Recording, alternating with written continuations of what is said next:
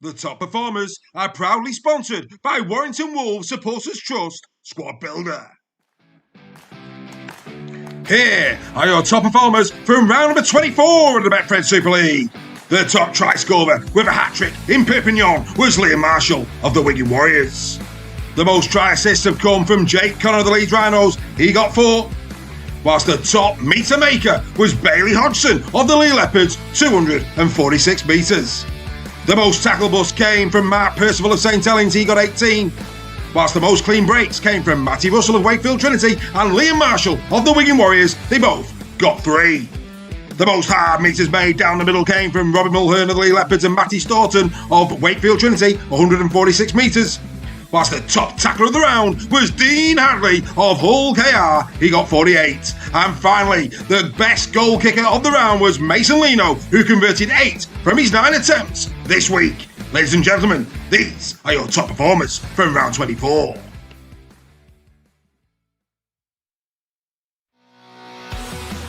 This production comes to you in association with the Bluebell Warrington.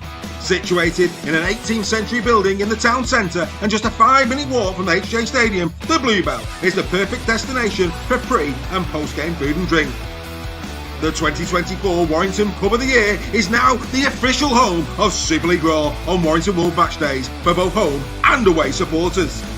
Super League Raw are delighted to have agreed a members-only area, allowing our community to come together to discuss rugby league pre- and post-match. So set your course to the Bluebell Warrington on match days and beyond. You are sure to be greeted with a warm welcome and a cold beer. Super League Raw and the Bluebell, the perfect partnership in enhancing your match day experience.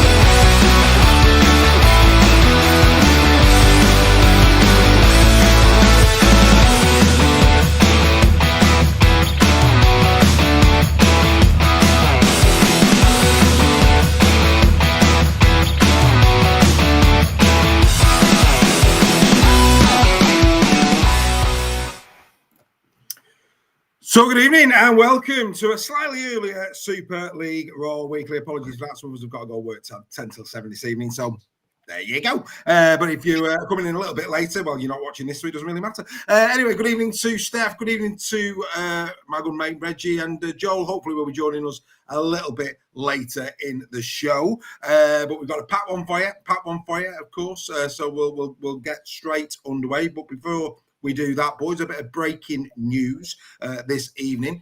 So let's go through that. T. Ritson has been announced that he's leaving Saints. He's going to go back to Barrow next season. Never really worked out for T, did it, at Saints? No. He was he's given great plaudits. Played a few games early doors and showed some pace, to be fair. But it's a bit like Conrad Hurrell. Lots of fuss, lots of news around it. And like you say, it just didn't seem to work out, which is a shame, really, because he's a talented player. Yeah, I'd agree with that. Steph, obviously, you are massively passionate about those teams that come up from the Championship into Super League, and Wakey, already over 1,000 fans going to the game this weekend on the road. Great stuff. Yeah, it's been a great season for Wakefield, and as Adrian Lamb says, at League Winning takes care of everything, and because they've been so successful, that's helped them massively, and that's credit to them, to the owner. Matt Ellis has done a great job, hasn't he, at Wakefield? Very, admitted in his interview this week with All Out Rugby League. Very much followed the Lee model, what Derek set, but no, credit to them, and great that the stadium's got a bit of a refresh as well. It's a nice place to go to now, and a brilliant place for those fans to go, and that's going to get better as the season goes on. So brilliant for Wakefield, and good on those fans making the away trips. Absolutely, couldn't agree more. And also, more breaking news. They've gone and got another winger, haven't they? The Castleford Tigers announcing the Fijian Semi Valame from the North Queensland Cowboys on a 2-year deal. Young lad, right in the middle of his career. He knows where the try line is. Fiji international, like I said. He's scored 23 tries in 46 NRL games for the Canberra and the North Queensland Cowboys, boys. This is a good signing for Castleford. Their back line is starting to take shape for 2026. Yeah, it is. They've made a few announcements over the last couple of weeks. What pleases me is it's not an Australian or somebody from down under who's in the twilight of his career. He's coming. He's probably his prime as a winger. Maybe a good few years ahead of him to build into the game, to do well on the wing for Castleford. I'm excited to see this. Be excited to if it all comes to fruition at Castleford next year. There could be an exciting team to watch. Yeah, I mean, Steph, when a player like this comes over, you'd like to think it's a good signing. He's done it in the NRL, so he should come over here, hit the ground running, and be a really really good acquisition. The only thing is, obviously, he's going to a not so wide Castleford pitch. Do you think that could affect him? He's probably used to wider pitches in the NRL. No, I think the players around him will affect him more than the pitch, but he's a decent player, and I think he's known. He's mates with the standoff they've signed. What's his name? New standoff. Yeah, him. Yeah. Carry on. that guy. Yeah. So he's mates with him as well. So if he can form a bit of a combination, then that's going to help as well. But Chris Chester is renowned for hitting on players, so I have every confidence he's going to be a star in Super League. Yeah, absolutely. We jest as well. To all of our Castleford fans, followers, don't turn off. We're only having a bit of sport. Of course, we've got a big interview with Bevan French coming up a little bit later in the show. Great to sit down with Bevan earlier this afternoon. Not your usual questions that I asked Bevan. You'd expect nothing less from we weren't talking. Yeah, you'll see for yourself. We don't ask the usual questions here at Super League Raw, but he fully enjoyed the interview and all that, which is absolutely fantastic. Should we say hello to a few members? Let's say hello to a few members. Here we go. Let's do that.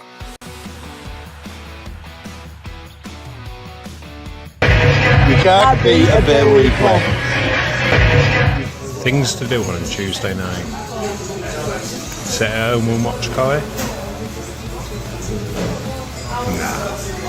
Can't beat a bit of weekly. Even in Vancouver, Canada, you cannot beat a Super Raw weekly. Cheers, everybody. You just can't beat a bit of weekly, can you? I love my rugby league, you love your rugby league. Cheers, fellas. Have a great show. I love my rugby league, do you love your rugby league? I love my rugby league. This man loves his rugby league. You can't beat a bit of weekly. You can't, Paul. Congratulations, mate.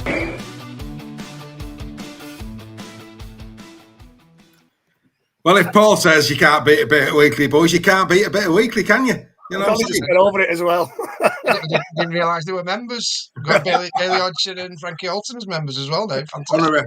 Honorary. Oh, don't get me wrong, that was all Heather Bailey, that raising the bar. Yes, if you see a Super League player on your travels, get them. They could be a part of our show going forward. Do they love their rugby league? Of course they do. They love their rugby league. Good evening to Angela Holcroft.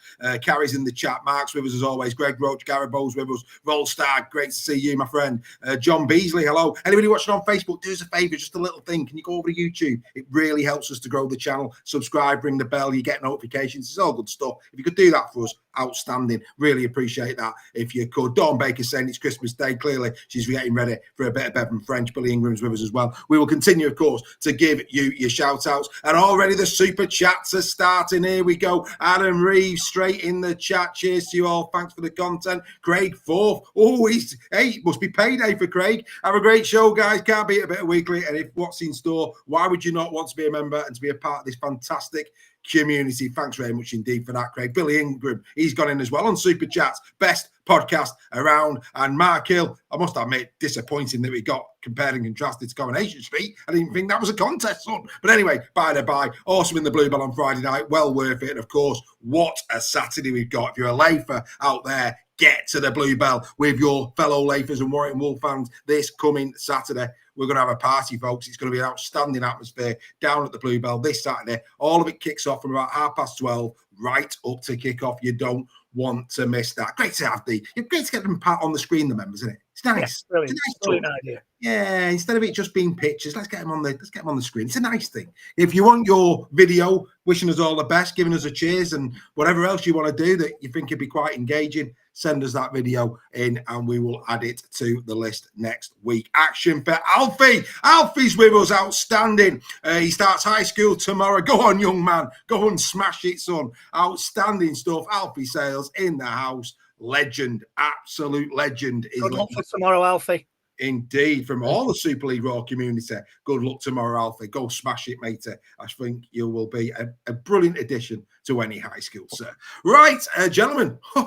It started last week. What did you make of the phone-in, boys? For those who don't watch Super League Raw, yes, we now have a full-time phone-in live on YouTube where you can come on screen and debate the game. And the next one is this Friday at 10:15 p.m. once the interviews are done on the Sky Sports. So once Pete and Wellens have had their say, we're going straight on and you can come on, book your call, and you can come on and tell us all about what you thought of that game. Don't just have to be a Wigan and Saints fan. You can be a fan of any team. I think this one could be a spiky one. But anyway, let's kick off with you, Steph. What did you make of the phone-in? It was brilliant. It was great to get that instant reaction from people and some really, really good contributions.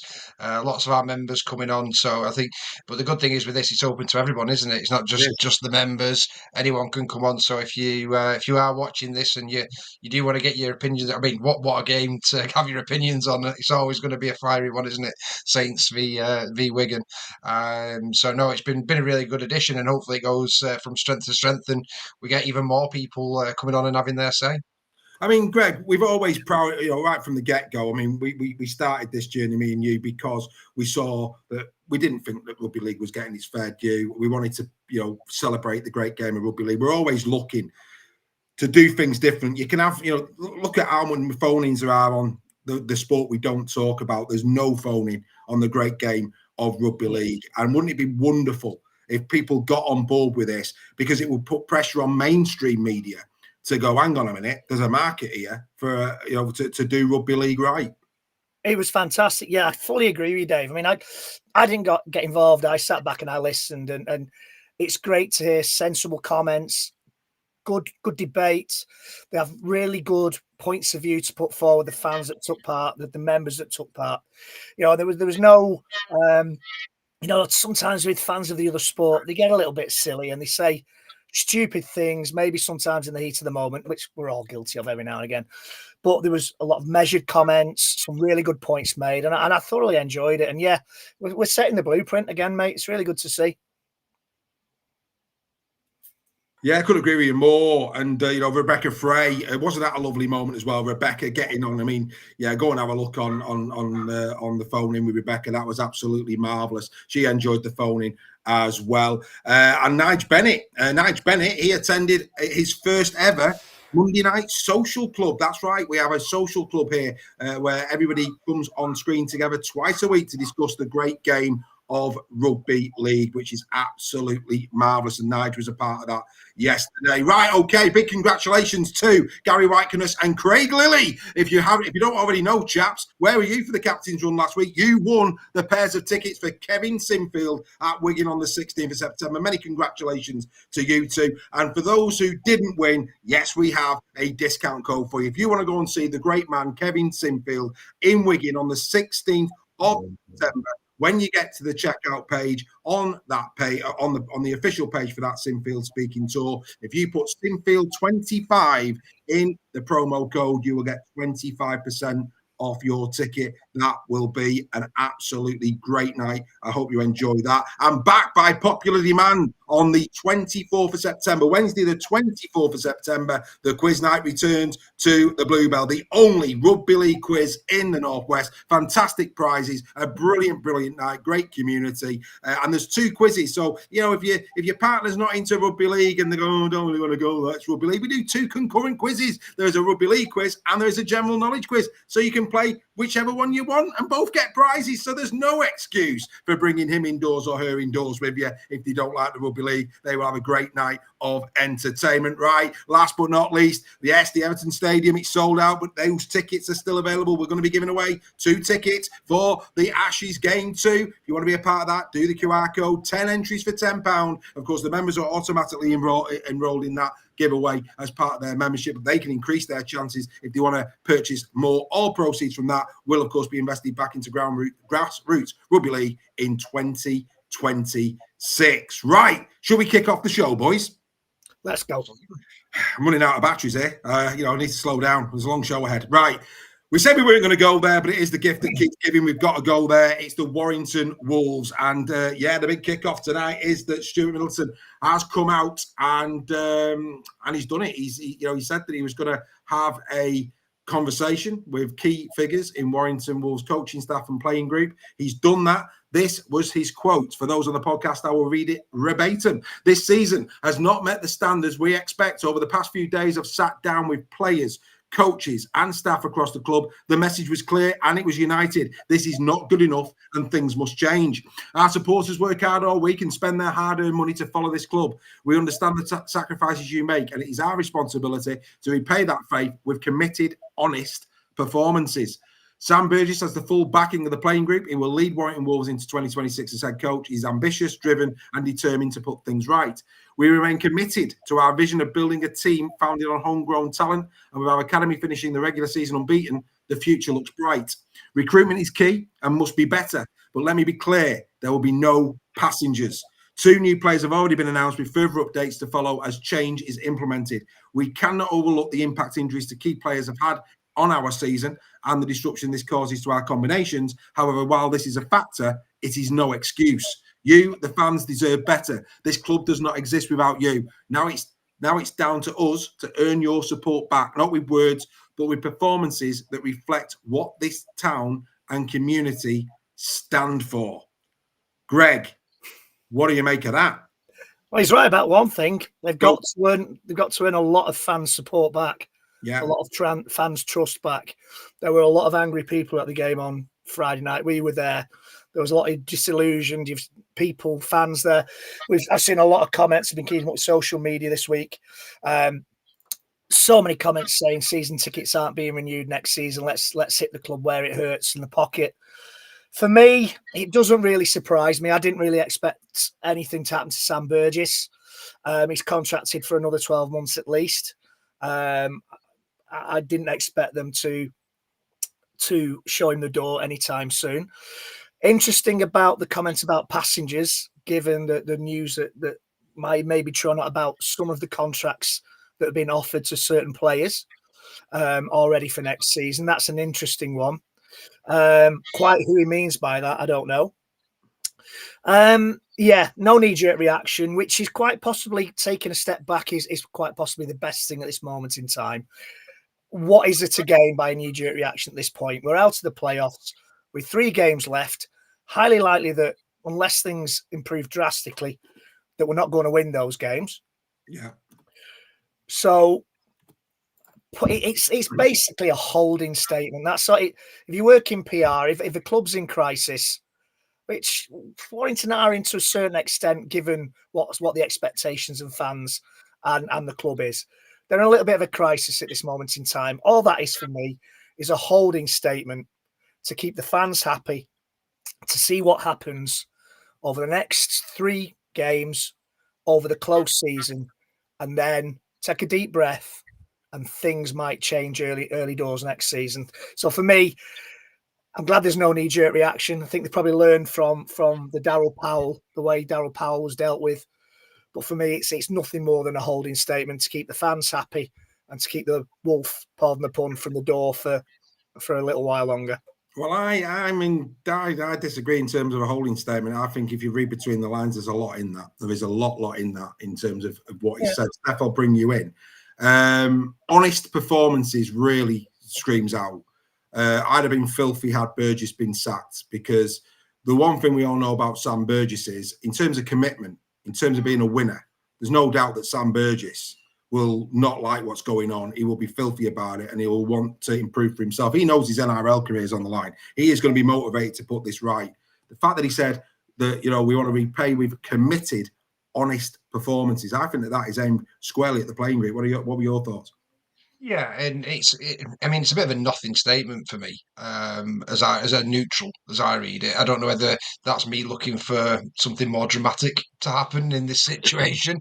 I don't know, but basically what he's saying there is the performances aren't good enough. Well, yeah, obviously, we're going to get rid of some players that aren't playing very well, and we need to recruit some players that are going to play well. Well, doesn't every club do that every season? I think the big thing for me is the lack of talking about the culture, not from just the playing group, but from the hierarchy of the system. What are you going to do that's better? What are you going to invest in to make the fan experience better? Are you going to get your season ticket holders coming in? And this is where I think Reggie's coming from as a holding statement rather than what's going to happen. Because to me, that just reads as any team that's been unsuccessful in a season is going to get rid of players that aren't good enough and recruit some new ones. Brilliant. Oh, well, maybe, well, okay, fair enough. I can't really say an awful lot. I believe me, I think if you read between the lines in what some of the stuff there, Warrington fans, I think you're going to see some things that might surprise you over the coming 5, maybe 6, maybe 7 weeks. I think once the season is over, I think you're going to see some surprises, perhaps some that people won't be expecting, and that will be to address some of the things that you've just said in terms of culture. I think they've been identified. I think that I would expect big changes. I really would. Not when I say big changes, the changes that are required to move together as one, because that's what's needed. There is a really good underbelly at Warrington in terms of the academy and the reserves. That is the one area of Warrington at the moment that doesn't need fixing. That is right in a really good place. It's that transition into the first team. It's what that first team is doing and what it stands for. Like I say, I actually like the fact there was somebody come out and said, should he really have made this public? Perhaps not. But I think that the optics are that bad at the moment at Warrington. To stay silent with the buzz that's going around is possibly also might have been the wrong thing. So I understand why this has happened. I just think, like I say, I think there was honest conversations had, and it's going to be very interesting. That's what I meant. That's what I meant by a holding statement, Dave. That they have actually come out and said that conversations have been had. It's a typical PR move when fans are unhappy, when stakeholders are unhappy. It's let's get a holding statement out there. Let's say we're acting without actually saying what we're going to do. So it's a typical PR. Well, what I would say in closing on this is, and this is the way I would interpret this if I was a Warrington Wolves fan, for me, whether a player is on contract or whether a player is off contract, any player that is deemed to not be behaving in the right and appropriate way as a professional at Warrington Wolves in an honest and committed fashion, they will be deemed a passenger and they will leave, regardless of their contractual situation. 100%. And I think that is very refreshing, because that's something you don't see a lot of. So if that actually gets followed through, it's everybody's fair game, whether you're on contract or not.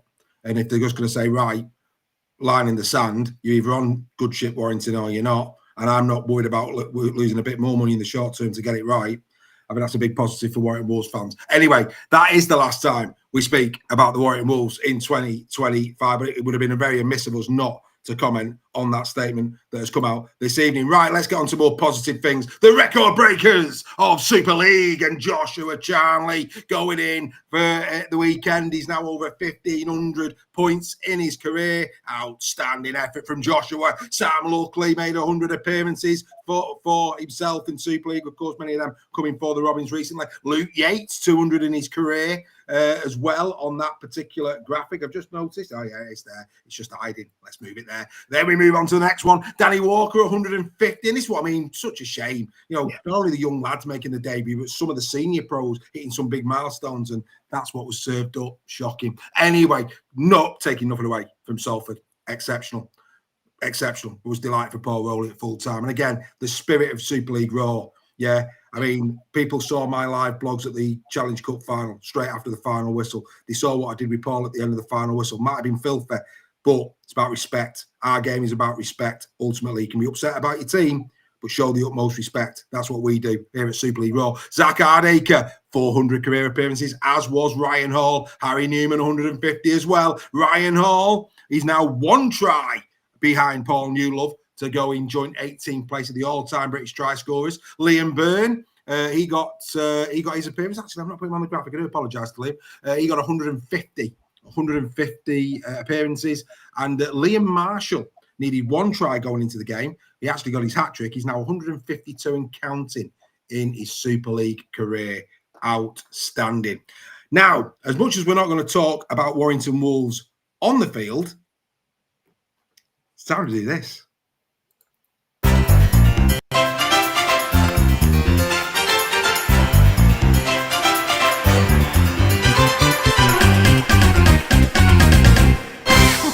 You little ripper, take a bow, son. Take a bow. Yes, it's time to take a bow, son. Take a bow. And, you've got to be able to laugh at yourselves, ladies and gentlemen. You've got to, do you know what I mean? There's no bias here, not at all. Oh, take a bow time. Warrington Wolves fans, yeah, they've been filthy, but they've come out with some gems this week, I'll have you know. Unbelievable. Warrington put out a post on their social media feeds saying that they've got 3 games left to go in the regular season. Mike Davis was an absolutely delighted Primrose and Blue fan to see this one because he said, now I know how a turkey feels in November. I can actually hear him saying that as well. I know him well, Mike.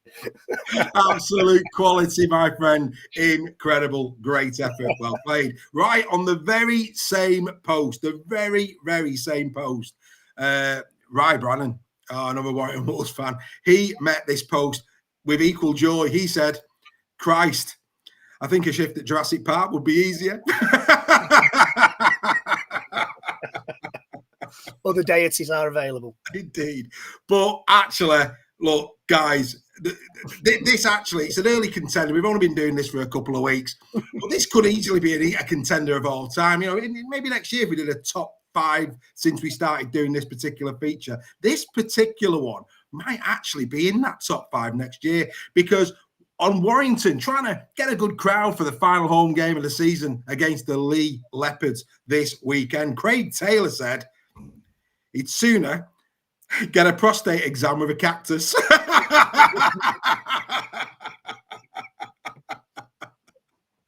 Absolute gem. Oh, what a legend, Craig Taylor.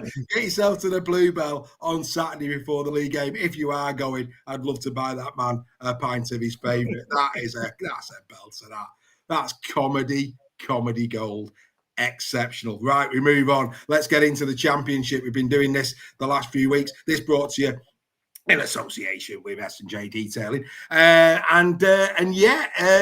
Some really good games. Bradford, Toulouse, big top of the table clash. Toulouse getting the job done, 12 points to 10. Steph, big win that one for Toulouse. Yeah, huge win. And obviously with York having a bye this week, weren't they? They didn't play this week. Yeah. So Toulouse will have gone a bit closer to them, but also, it's one of the ones that we could expect as a playoff game, this one. So it's great how close it is. It's a top competition, that top end of the championship, and some other really good results for other teams as well. Yeah, absolutely. Volstagg in the chat, the Super League Raw community, love it. We are leading the way. There's no doubt about it. We are doing things with the fans of rugby league that nobody else is doing. This isn't a one-way street. This is a two-way street. We are a family of people who love this great game. We're going to great places. We're actually going to the grand final together. 40 odd of us go into the grand final together. It's going to be outstanding.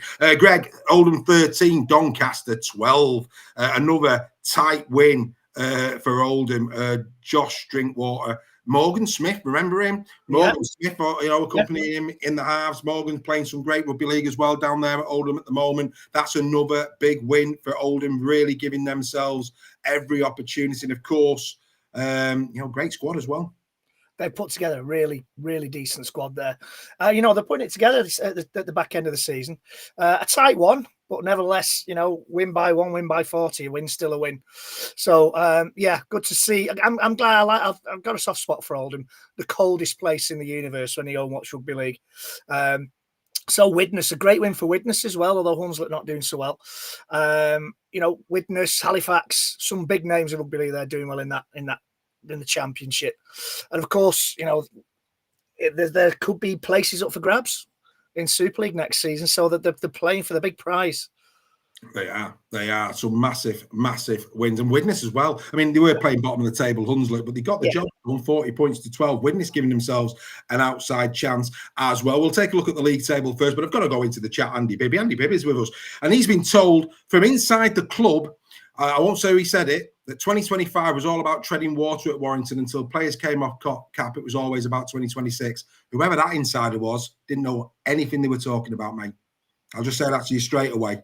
That's coming from me. If we're treading water, nothing about treading water. Warrington genuinely wanted to be in the playoffs this year, genuinely wanted to get to Old Trafford this year. If they were treading water, they don't get to the Challenge Cup final. So whoever that source is, maybe change it for Tomato or HP. Right, we move quick on. So let's get into the league table. You know me, boys. I like a bit of sport. Don't take it personally, Andy. It's not your fault. It's your source. It's your source, mate. Nothing to do with you. You can only go with what's on your plate, Chief. You know what I mean? Don't buy on brand. Right, let's get into the league table. There you can see York, as you rightly say, 2 points still ahead of Toulouse. They're now all, of course, on 22 games at the top end of the table. The Bradford Bulls on 32, Oldham on 32. Great win for Oldham. Great win for Oldham. Widnes now, as you can see, they're really closing the gap on the Halifax Panthers as well to get into the 6th. The game of the week. Let's take a quick look at what's going. Toulouse going to Batley. You wouldn't expect that to be a problem. Doncaster have been right off form the last few weeks. That's where York are going this week. You would expect York to continue on with their wins, but there it is. Halifax, Widnes. What a game that is going to be at the Panthers this weekend. If the Widnes Vikings were to get a win there, Greg, they would leapfrog Halifax into those all-important playoff positions. Yeah, it's good to see. Can they get the win there? Do you know what? The way Widnes have been putting results together recently, I think they've got a good chance. So Halifax have been there or thereabouts all season, but Widnes, a bit like some teams in Super League, hitting the straps when it's important. So it'll be a great game. Yeah, absolutely. It's fantastic. Oh, Andy Bibby, you're not on the inside. I'm not on the inside by all accounts at Warrington. I don't profess to be inside Warrington, but I know a lot of what's going on, mate. So anyway, we'll just leave that one there. Right, who do you think's going to win it?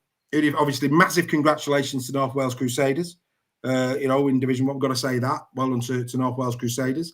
But if you're a betting man, who's winning? Who's winning the championship this year? It's going to be a tight one. Where are you going to go? I'm going to go for Toulouse. Toulouse. You think I was going to say Toulouse, but I'll go York. I think mine's coming just from the experience. They've been there, they've done it. They've won the grand final before. Been in Super League as well, obviously, recently. So I just think that experience, it's going to be a lot of pressure, particularly on York and Bradford for those IMG points, because they're chasing Toulouse, aren't they? Toulouse are above them at the moment. So a lot of pressure on both those clubs to get those 0.25 points. So yeah, I'm going to go Toulouse. Yeah, do you know what? Just out of sentiment, I've said this many times, so I won't labour the point. Wouldn't it be lovely for Mark Applegarth to go and win the championship at York after what happened at Wakey? Wouldn't that be a wonderful, wonderful story? Yeah. So for me, just the heart maybe ruling the head a little bit there, because I've got no affiliation with any of these clubs. But I'd love to see for Mark Applegarth. I mean, he's already got, of course, the cup, but it'd be lovely for him to go and get this win. Great fella, champion bloke, and I think we'd all like to see that for Mark Applegarth. Right. Time to give our friend Mr. Sale perhaps a little rest, because Well, we're going to do this one, and let's have a little chat about the women's game.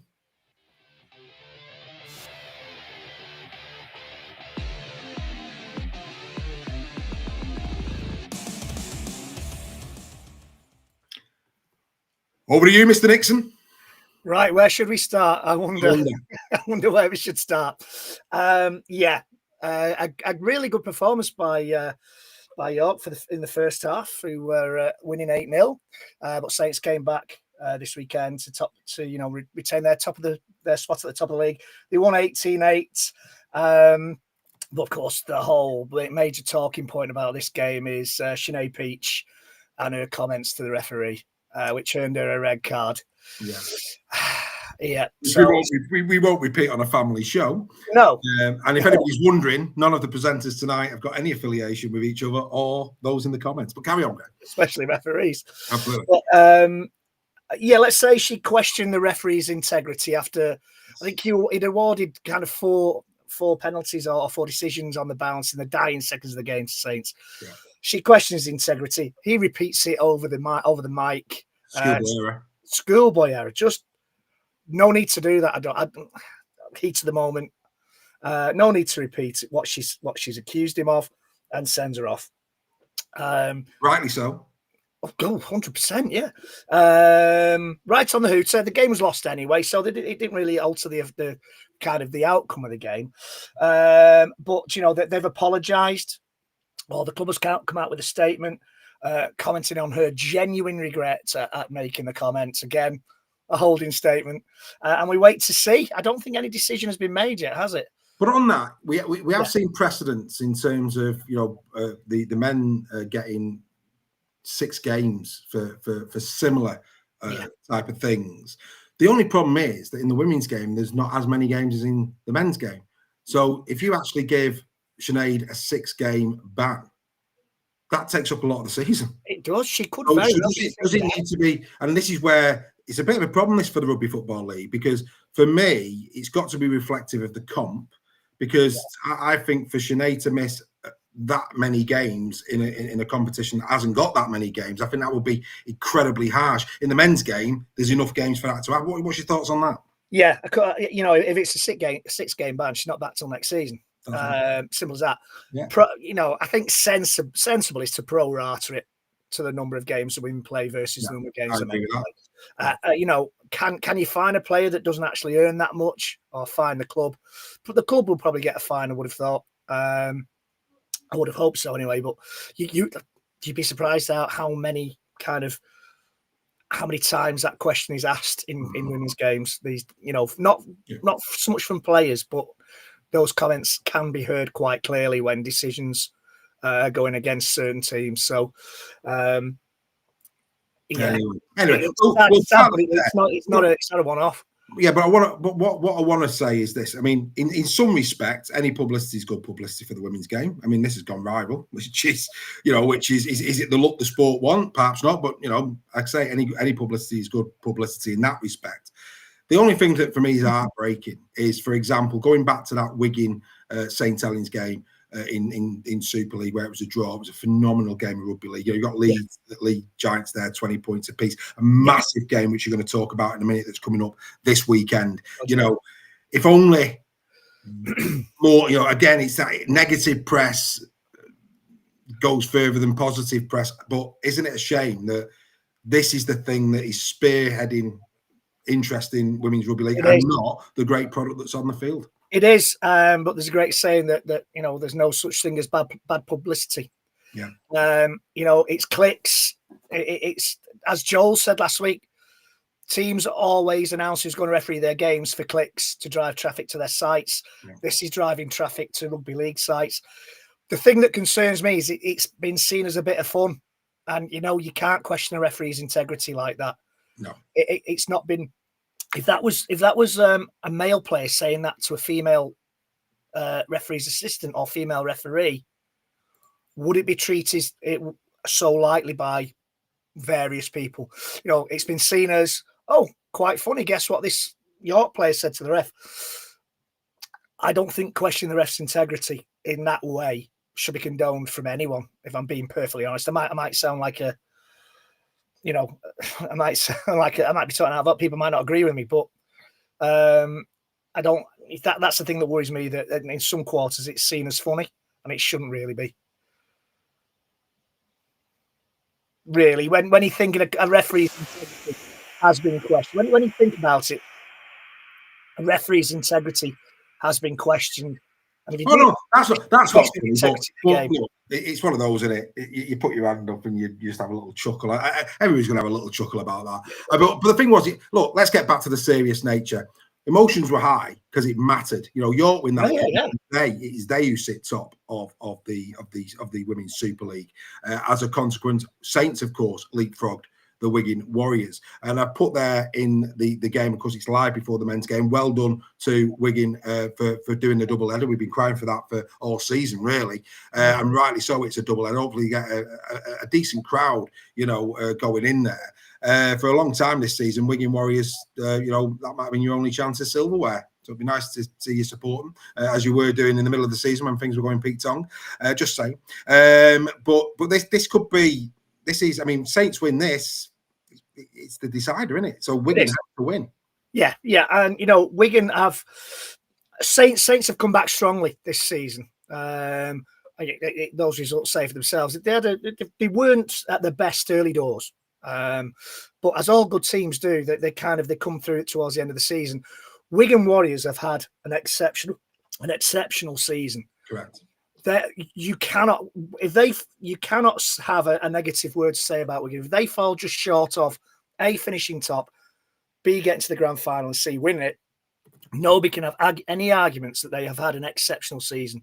They've got the Challenge Cup in the cupboard back at Robin Park, which is absolutely fantastic.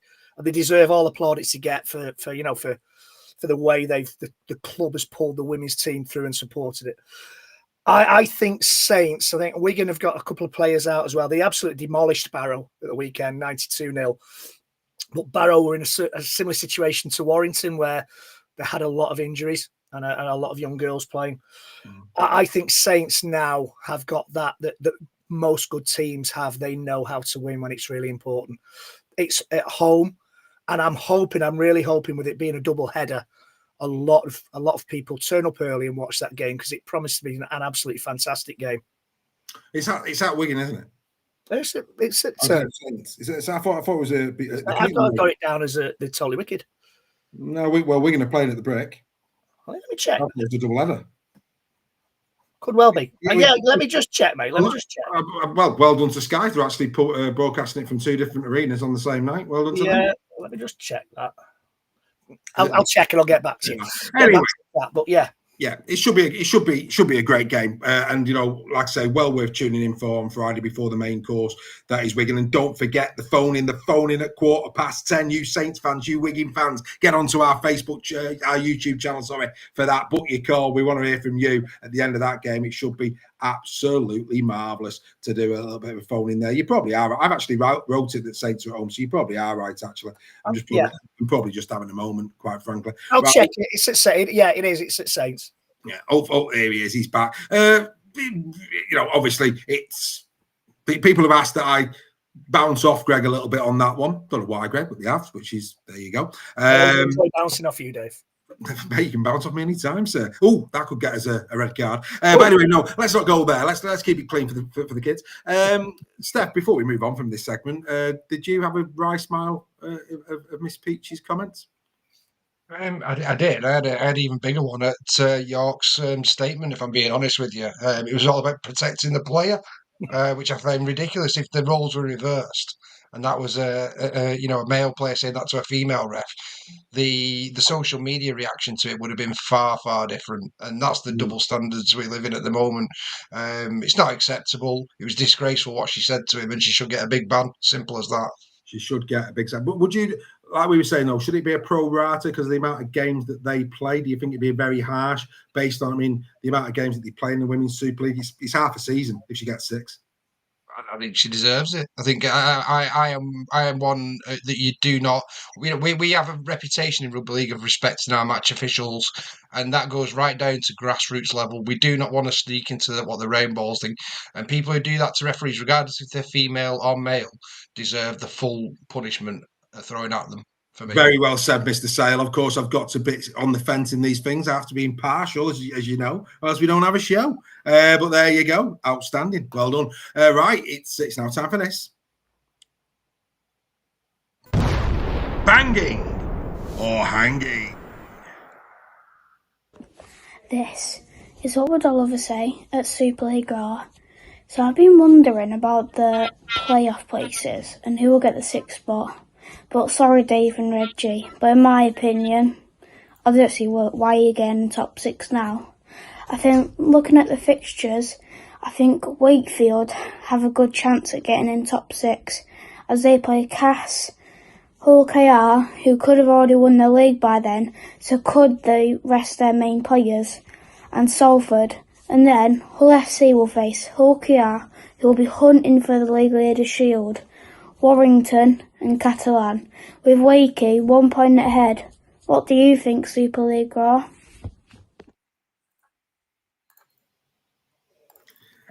Always good to see our little mate Ollie. Always good to see him. Wakey is his favourite. Steph, would you agree? Yes, I think with Wakefield's remaining fixtures, I think they're a shoe in now for 6th place. Outstanding. Greg, you'd agree that Warrington's days are well and truly behind them? Don't apologise, Ollie. We're lucky to get in the top 10 the way we're playing at the minute. And Wakefield fully deserve it as far as I'm concerned to come up from the Championship, a little like Lee did a few years ago, to come up from the Championship and to actually, after, they won away at Leeds, first game of the season, and they had a bit of a dodgy period, but they fully deserve to be in the 6th. Are we getting feedback off Reggie again? Don't know what's happening there. I am. Carry on, Reg. I think they fully deserve to be in the top 6. So yeah, all day long, Ollie. Splendid. I think Ollie's getting a bit excited about what is going to be an outstanding playoff series, as are we, young man. It is going to be different gravy, my friend. We're really looking forward to what is on the horizon. It's going to be outstanding. Right, before we do the old usual banging and hanging, the applications are in. Let's stay on screen, the three of us, with regard to this, and some big surprises, folks. Big surprises. You'll see Featherstone Rovers' badge there. They've not entered, which caught a lot of people by surprise. Featherstone not deciding to go in. North Wales Crusaders, off the back of their win in Division 1, they're in. They're throwing their hand in the mix. First and foremost, let's talk Super League sides, Steph. Good governance, FC, Huddersfield, Salford and Casford playing both sides in terms of IMG and the potential of being drafted in. Is that good governance on their part? And do you agree that they should have done based on their position currently in the gradings?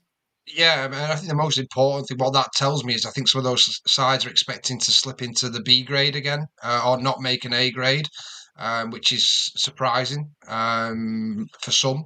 But no, it is good due diligence. And on the North Wales one, I think that's a great move by them, because one of the good things about this process, having spoke with Derek about it, Lee, when we had to do it for replacing Toronto, the club learned so much about where they needed to be. It's kind of a deep dive into your own club and working out what you need to do to get to be a Super League club. And I know a lot of these clubs have reached out to Lee in terms of that application process and what they did. The document that Lee produced was phenomenal in terms of how thorough it was and stuff. So what this will give, even for the ones that aren't successful, is a great insight into what you need to do. It's a top-down approach from your club's point of view, where you're at realistically. And some of these will thoroughly expect to not be getting in, but great process to go through. And it's always good as a business to reevaluate where you're at and what you need to do to make that next step. And hopefully we see Super League expand to 16 teams in the future, so they'll stand them in good stead for when that process happens, hopefully. Well, one man I think who's put himself right in the shot window will be Jack Walker at the weekend. For whoever's coming up, I thought Jack was outstanding. Greg, in terms of the rest, no surprises. Of course, we've just take a look at the league standings. York are there, Bradford, Toulouse, Oldham, and rightly so, the way Oldham have gone about their business this season. I think their chairman's come out and said that, not only they expect to be a competitive side in Super League, that's what they're aiming for. If they was to get the license, they've really gone heavy to say, look at what we're doing on the field, look at who we're recruiting. we're not going to make them numbers. I think York have come out with similar statements as well. So there's a massive drive, Greg. Real intent, which I love. I love the fact that these teams that are trying to ride for Super League, they're really backing themselves, both on and off the field, which is great. Doncaster, I think their chances are slipping all the time. Widnes, you'd expect Widnes, the proud heritage, to be in there, and of course the London Broncos. But I go back, Greg, to the surprise with yourself, Featherstone deciding not to. When you consider how competitive they've been, always been the bridesmaid, never the bride in the Championship. Were you surprised by that, Greg, that Featherstone decided not to go? To be honest, I think Featherstone may have realised that their chance has come and gone in recent seasons. So not really a massive surprise. They could have tested the water. Like Steph said, this is a little bit like an Ofsted report when you're at school, about where you have to improve and what you're doing well and where you need to go. So for me, if this had been 3 seasons ago, I think Featherstone would have thought they were in the mix and had a good chance. I think probably sensibly they pulled away and thought, as Steph said, there could be 60 and the money as well. There could be 16 teams in a few years. Let's rebuild and let's maybe see what the situation's like in 2-3 years. Fair enough. Of course, we'll always cover the big talking points. That's got a lot more to run. I think somebody in the chat was asking, what was our thoughts in terms of the structure of what would become the Championship. Until Super League has sorted itself out, there is no structure because they don't know how many teams they're playing with. So I think we've got to wait, and people will have their own views on that. How can we not have a structure? But no point in commenting on that at this moment in time. There's something in principle there, but until the Super League has sorted itself out, I think for me we just wait and see what it looks like when it's actually nailed on, whatever that structure is. Right, we'll say goodbye to Mr. Nixon. We'll get through banging or hanging. Here we go. We'll start, as always, with Mr. Sale. And Mr. Sale, the Canberra Raiders are the minor premiers of the NRL. The team that finished 9th in 2024 have only gone and won it. Massive congratulations to Morgan Smithies and to Matty Nick. Yeah, and particularly to Matt, his first season there, and obviously had that injury. I think it's his first game back this week. Yeah, so of course, for those who don't know, Matty Nick got a really bad ankle injury against the Bulldogs back in May. He's played a couple of games in the New South Wales Cup. He's chomping at the bit to be back, and he is expected to return this week. So that's good news, both for Matty, for the Canberra Raiders, but more importantly, for the Ashes. Yeah, no, brilliant news that, and he's made a great transition into the NRL. As is Morgan Smithies, to be fair, doing really well. And another one who I'm looking forward to. He'll definitely be in the England setup for the Ashes. But no, congratulations to Canberra. He's banging for them. I don't know when they last won it. I think it's been a while, hasn't it? Since long time. Yeah, long time. I haven't got the actual date. That's terrible. You caught me out there. It is a while ago since Canberra have had their hands on the trophy. But again, we're talking about competitive nature of sport. This is the beauty of the NRL. A team that finished 9th last season have won the minor premiers and will have a big say in the playoffs. That's what we want for Super League. We don't want to have this status quo that we've had over here. This is what competition looks like. So it's a banger for you, that one, Mr. Salia. Absolutely. And the last thing I'll say on it is look at that trophy that they've won there. It puts our hub cap to shame, doesn't it? And I know we say we want to celebrate the winning of the league leaders more. Well, give them something like that, because that's a great piece of art, that, isn't it, in terms of what they've won there? Well, it's substantial. And you can have fish finger butter, you can have a fillet steak, Absolutely. Stephen Cram, what do we make of Warrington? Been there, done that. Go and listen to Final Whistle. Go and listen to the start of the show. We're not going back there. But Mr. Sale, thank you indeed for your contribution. You will be back very, very soon. So we now bring in Mr. Nixon. And Mr. Nixon, this is great business. Absolutely great business. Dean Hadley. Dean Hadley extends to 2027 for Hull KR. Big fans of Dean here at Super League Raw. Quality player, plays a multitude of positions. Over to you, sir. Absolutely banging. Banging for KR, banging for Dean Hadley. I think he's set up another gear again this season. I thought he played well last season. But they've had a fair few injuries in the pack this season, Hull KR. And he stepped in, and I think he's been absolutely fantastic. One of the best forwards in the comp for me. An absolutely banging decision for him and Hull KR and their fans. They should be delighted. Fantastic stuff. So that's 2 bangers. Are we going to make it 3? Mr. Sale, I think we probably will do. Wakefield Trinity leaving nothing to chance with the expansion of Super League. They've tied up their young talent, Harvey Smith, Jaden Myers and Ellis Lingard. Extend to 2029 Lingard, the other two to 2030. Good business this from the Trin. Yeah, this is what the club should be doing, and it's great that they're securing down the young talent. So yeah, 3 on the trot, absolutely banging. Myers in particular, I've been really impressed when he's coming. Obviously, lots of competition in the wing spots for Wakefield at the moment. Some quality players there, but he's really shone when he has got his chance. But yeah, it's the key to any club is tying down your young talent and making sure they don't get poached by perceived bigger clubs. So great bit of business for Wakefield. Absolutely banging. Well, Stephen Rudge, our Wakefield Trinity member, don't forget, Mr. Rudge, you've got to sort your membership out, my mate. I'm sure you've not forgotten. We want you on the Final Whistle podcast from now till the end of the season, representing your beloved Trin. You're having a great season. Great to have you a part of this wonderful community. Thank you for that, Mr. Sale. We now bring back Mr. Nixon. And Mr. Nixon, we've got to go there. It's a shame we've got to go there, but we will. In fact, actually, should we all do this? Yeah, go on, we'll all do this. We can all have a view on this, I think. Kurt Hegarty should have been head coach Salford next year. Just another sad. And look, I don't really want to harp on about Salford. I feel for Kurt. He had an opportunity here to take over Salford. Had things gone right, we know that Salford would have been competitive with the team that they had at the start of the season, and Kurt had been taking over a good, solid Salford team. That's not to be. A man who's handled himself with distinction. He's really developed well as a coach over the years. You've got to feel, to have Super League almost handed to him and then snatched away like this. Our best wishes go to Kurt. Yeah, definitely. It's hanging. In all aspects. There's nothing else you can say. Judging by the comments he made, not only financial issues but mental health issues as well. And sometimes a lot of people don't see that side of it. They see that they've seen the financial struggles that Salford have had, the players have had. They've also got the mental health issues of not knowing where the next pay packet's coming from. Yeah. So yeah, hanging, sad situation. Yeah, it is. Steph, I mean, I know that you've got a lot of respect for all coaches that do the hard graft and come through the system like this man has. Like I said, cruel way for him to lose Super League, really, because he's not going to be a Super League coach in 20. Oh, did I say that? It's unlikely he's going to be in 2026, but he might, as the league expands, get a shot at it, but it won't be imminent. No, but what I would say is he has been a rock for Paul Rowley, and I know that he's been with him for quite a long time now.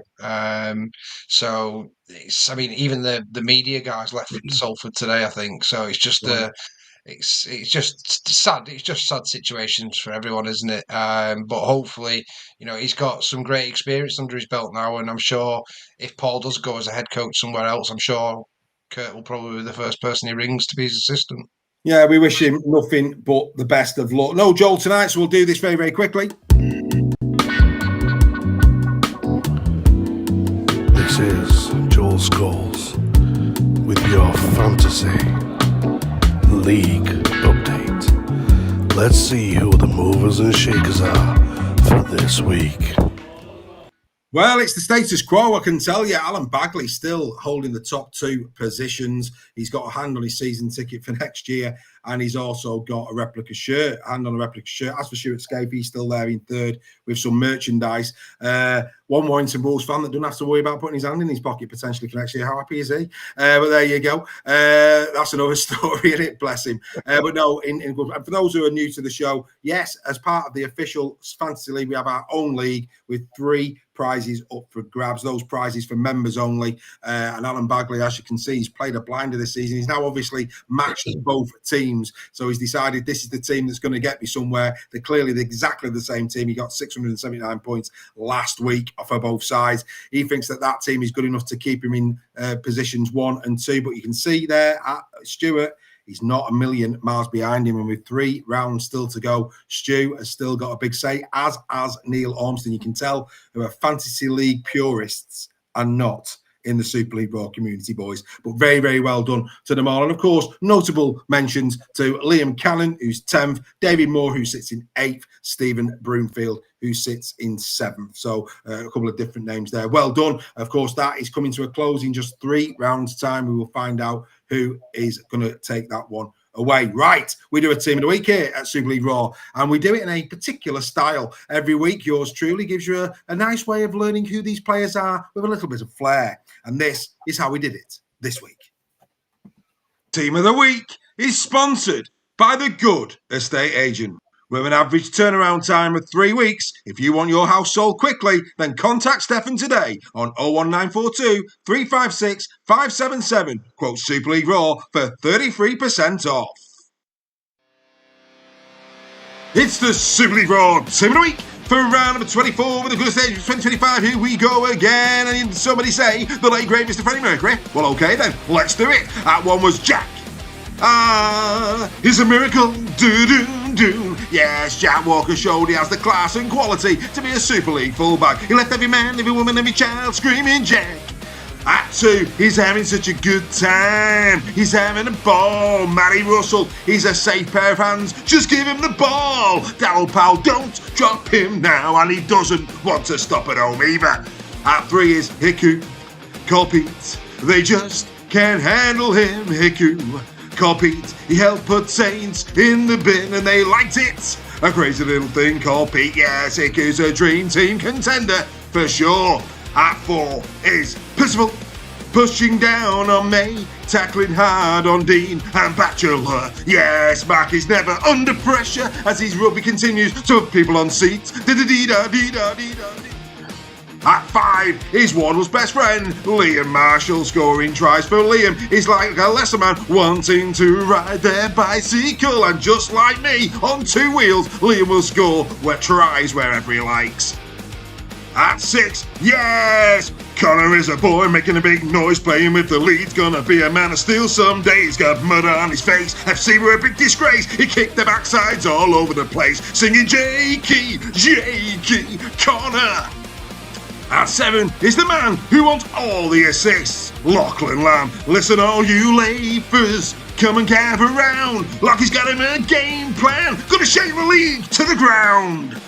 At 8, I see a little silhouette of a man. Scaramouche, Justin Sangare ran like a thunderbolt and lightning was very, very frightening to the wire. What a performance, perhaps his best in the Super League to date. Galileo! At hooker, yes, Jezza keep tackling. Do. And unlike Delaney, without treading the fine line. Do. He can be anything he wants to be. Just turn the odds into ashes, you will see. And there is no innuendo here, folks. At 10, how good is Robbie? How good is Robbie? He wants to bust free for a try. He's so hard and defied, why didn't need him? How good is Robbie? God knows how good is Robbie. Yes, he's back to his best. At 11, Reece is a kind of magic. Yes, there can only be one. Reece Martin delivered a superb all-round display, which must have provided a shaft of light that shows the way all to Old Trafford. At 12, thank God it's Morgan. Can it be Gannon? Let it be Gannon every day. And whilst the NRL will be unwrapping Morgan this Christmas, who knows, he could let it be heaven for everyone at the Rhinos before he leaves. At 13, he's paid his dues time after time, and it's been no bed of roses or a pleasure cruise. But Elliot considers this season a challenge that with all the human race he cannot lose. Will he be a champion, our friends? Well, one thing's for certain, he's won the number 13 this week in our Team of the Week, ladies and gentlemen. This has been a Freddie Mercury and Queen Team of the Week for round number 24.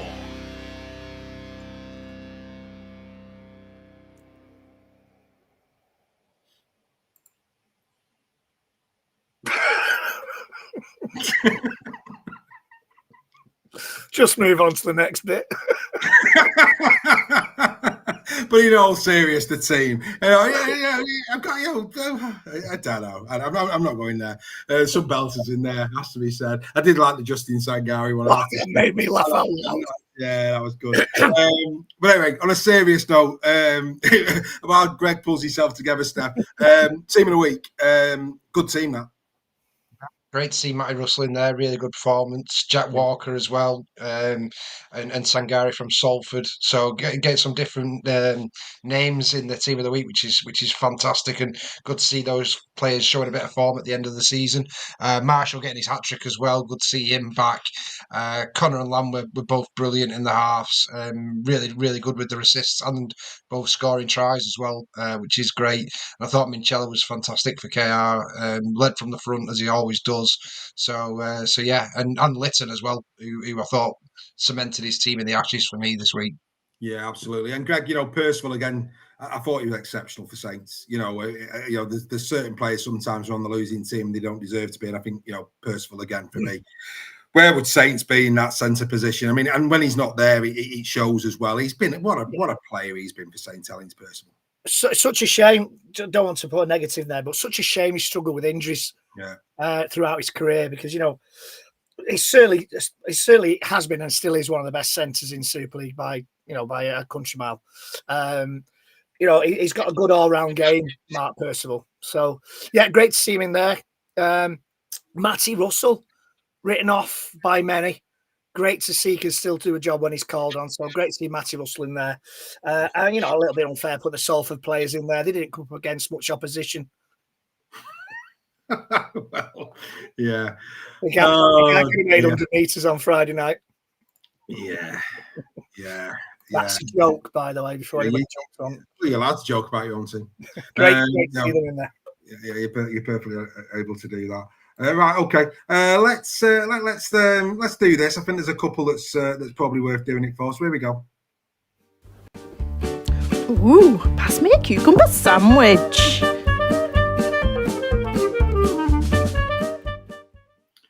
Right, yes, let's do the old cucumber sandwiches. We like to do the odd cucumber sandwich, don't we? So we'll do this now. It's still to come. It is next for those who are tuning in for a bit of Bevan French. We hope you're enjoying the show. We hope you're enjoying what we do here on a Tuesday, and it's all good fun. It's all good fun. It's worth coming back to see who the artist is going to be next week for Team of the Week. I mean, for me, I have to say, one thing that is good about the season coming to an end every year is I can give me brain a rest when it comes to Teams of the Week, which is absolutely marvellous. But anyway, that's by the by. Right, let's get into the cucumber sandwiches. Let's get into the Albert Goldthorpe and where these points went this weekend. Where are we going to start? Where should we start? I'll tell you where we'll start. Leeds against FC. Leeds again. Let's do that. Leeds against FC. 3 points, Jake Connor. 2 points, Jared O'Connor. Great defensive effort again from Jared. 44 tackles in day. Solid away. Who got the point? Miller. You're going for a Leeds player that absolutely destroyed FC. I'd say Miller was worth 2 points. Player, what game were you watching? An FC player got a point. Did you not see that an FC player got a point, Steph? Probably SA. You need to turn around and face that door for at least a minute, mate. You're on detention. Shocking, mate, that you don't know how this works by now. So if we're going to say an FC player deserved a point, which one? Hardacre. Yeah. Do you know what, Steph? You'd think Lewis Martin. Scored a Lewis Martin, he didn't. I know, I was joking. Well, unbelievable. When it came out, I'm like, you're having a giggle, aren't you? But let's go to where are we going to go to next? We go KR. No, to be fair, KR's were all right. 3 for Lytton, 2 for Lewis, 1 for Minchella. Not really got an issue with that. Let's go to who did it in yours? Yours weren't actually, yours were all right. Steph, Lamb, Mulhern, and Holton. Could live with that. Couldn't we? I think we could probably live with that. Right, let's go to the Wigan game. Wigan. 3 for Field. 3 for Field. Great performance. 2 for Bevan French. Who else sparkled in the drubbing of Catalan? Marshall. Oh, no. It's a Catalan player. Oh, sorry. Right. I'm going to throw my hat in the ring. Oh, Asparagus Bichet. Yeah, Asparagus Bucket. Aspiro Bichet? No, Ben Garcia, mate. What game were you watching? Ben Garcia got a point. Not even Asparagus Bucket got in there. No. Honest to the Lord. Oh, God almighty. You couldn't have them either. And to be fair to the Salford game, 3 for Sangare, 2 for Milnes, 1 for Jack Walker. I thought Walker was better than Milnes personally on the night, but Milnes, he was good. Don't get me wrong, he was, again, another player that isn't wanted by many, but proved there he can do a job, no doubt about it. But yeah, Hey, you had a good game as well. Dan Russell had a good game. Dan Russell, Dan Russell. Yeah, we were talking about that on Saturday with the academy coaches. That he did have a good game. But anyway, there you go. Right, as advertised today, of course, we've got a big game. We're going to be going through the predictions in a moment. No Wobbles this week. Bevan has took the place of Wobbles, but Wobbles, I'm sure, will definitely be back after the Saints Wigan game this weekend. Don't you worry about that. We might even have a few on the live phone in at 10:15 on Friday night when the big game is done and it is dusted. Just a little caveat there. Other fans are welcome on that to talk about the Thursday night games and the Friday night games, but of course we're going with the headline. It's the big one. It's Wigan against Saints. You have to market it right. So anyway, like I say, we've had the great opportunity today, and thank you very much indeed for the Wigan Warriors for inviting me along. A great opportunity to speak to Bevan French today. I got the opportunity to ask him a couple of questions, and it's fascinating answers. We hope you enjoy it. Here's Bevan French, 1-to-1 with Super League Raw.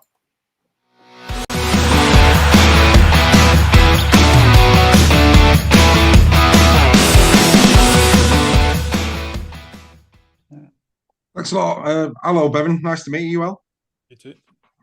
Yeah. So obviously, with the exception of Old Trafford and Wembley, walking out against St Helens probably has a different feel to it because of the atmosphere and the rivalry. As an elite sportsman, how do you control your emotions in those situations? That's a good question. It's important that I think something we do very well here is that we address it at the start of the week and we talk about it. It's not just catches you off guard when you get there. So it's spoken about, and we're quite lucky to have quite a few people in our squad that have been playing in these big games for quite a while. So everyone takes in what they say. It's about just trying to control it really and coming up with methods and techniques to do that really. And sometimes it is good you can ride that emotion that it does bring out of it, but at the top level it can go against you as well sometimes. So it's just trying to rein it in and trying to find that perfect balance really. But yeah, it is spoken about start of the week. So it's just you're not really caught off guard by it really when you get out there. Now, I don't know if you're aware of this, but your win ratio against Saints, unlike pretty much most teams, you personally have lost more than you've won against Saints, which is really, really surprising when I looked at it. Does that give you added motivation? When do you actually look into that level of detail and think, I probably owe these one? No, not really, to be honest. I don't think anyone was aware of that sort of stuff, but if you tell these boys, they might take it on board. But me personally, I don't think it's going to be any motivation. Like I said before, it's like this time of the year now, it's more of the focus for me is just trying to work on the little things week in, week out so that my habits are right for when, a grand final comes along really. So yeah, it's just, and yeah, these games are always fun to be a part of. And I think so. We haven't really spoken about which ones we've lost to them, obviously, but it's just fun to be a part of. We just know it's going to be physical. We're just preparing for that. So when I watch you, I see a player who loves doing what he does. You can see that you really enjoy being a rugby league player. From your perspective, if there's kids watching this as an example, if you could speak to your younger self as you are now, because there'll be people who are looking up to you, what advice would you give to those young kids in terms of sustaining that love for the game and what they need to do to hopefully one day don the cherry and white shirt that you wear? I would say one thing I would tell myself, my younger self, which I didn't do at the start of my career, was probably set goals like higher than you could imagine. I think when you set something that might be so unimaginable, it's what gets you out of bed every morning and makes it enjoyable, knowing that you're coming in, you're learning and you're working towards that. Early on, I was like, I wanted to play first grade. That was my only goal. And then you played first grade and it's like, what's next sort of thing. And sort of start to fall in and out, love out of the game for a bit. There was a period of time where I did, in my younger 20s and whatnot. But then when I got here, my mindset sort of shifted, and you start to think about like longer, bigger goals, and it's like that's when you start to realize like you're getting out of bed every morning and you're working towards this goal, and that's what makes it so enjoyable coming in. Now, obviously, being around your mates and everything is fun, but this is a tough gig, really. When you look at it, it's tough to get in and come in, train every day, put your body on the line every week. It's just when you're reminded of what you're doing and why you're doing it is what makes it more enjoyable, really, even the tough times. And the last one from me, how much of Bevan French game is eyes up rugby, or how much he's prepared for in training? Because you are one of those players that nobody knows, as a fan and probably opposition, nobody knows what you're going to do. How much of that is instinctive, and how much is the preparation alongside your colleagues going into the game, that they know what you're going to do so they can feed off it, would you say? I'd like to say I'd try to aim around 50-50, really, to be honest. The game now, it's like they go hand in hand for me. It's like I get to this sort of, I prep for this sort of space on the field, and if I get that, then it's like I know I can sort of fall to my instinct if I get caught in these certain situations. So it's like if I try to play my instinct at a certain point of the field, or for a certain sort of structure or something, it's like I know that's not good for the team or for me personally. So I try to make sure that I'm just going purely off instinct when I'm in the right spaces, if that makes sense. It's like if I get to a certain point of the field and I know that's what I like to see, that's when I go off my instinct, rather than just trying to go off my instinct the whole time. I think it's just the game's too hard to swing back momentum at the minute to try and play too much eyes up footy. It's got to be structured and disciplined, and until you get the right look, then you can sort of go off the cuff. Well, you know that you're loved by your cherry and white supporters, but I just hope that you know how much respect that other fans around the league. I speak to a lot of them. You brought rugby league in this country, for me personally, to a really high standard in your position, and a lot of people outside of Wigan really enjoy watching you play. So it's great that you're back on the field. I wish you nothing but the best for the rest of the season, and thank you very much for your contribution each season to the brand of British Rugby League. We really, really appreciate it, mate. Thanks a lot for that, mate. I appreciate it. Thank you. Pleasure.